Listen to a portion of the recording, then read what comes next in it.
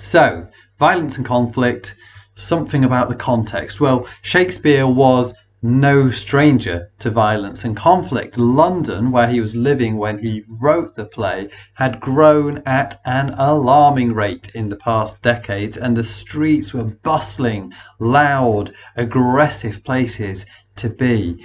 In 1595, there were riots, which resulted in some of those involved being hanged as punishment.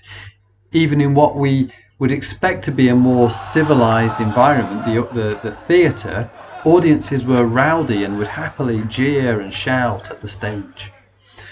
People were used to brutality more so than we are today. The worst crimes were punished by hanging or burning to death, and even minor crimes could carry unpleasant sentences such as whipping or being placed in a pillory while a crowd threw objects at the offender.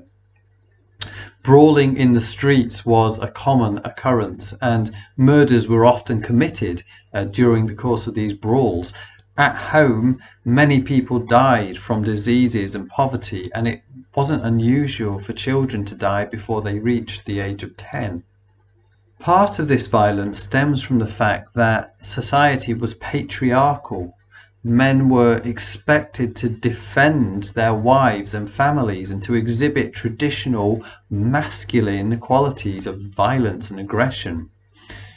Because of this, domestic violence was frowned upon. Men were expected to treat their wives and their children well. I hope this gives you some interesting background to your understanding of Romeo and Juliet. Don't forget that the information in this video is also available in written form in our Romeo and Juliet revision guide, and you can find that on the Twinkle website.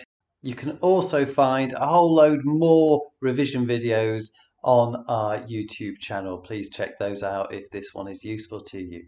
Thanks for watching, and goodbye for now.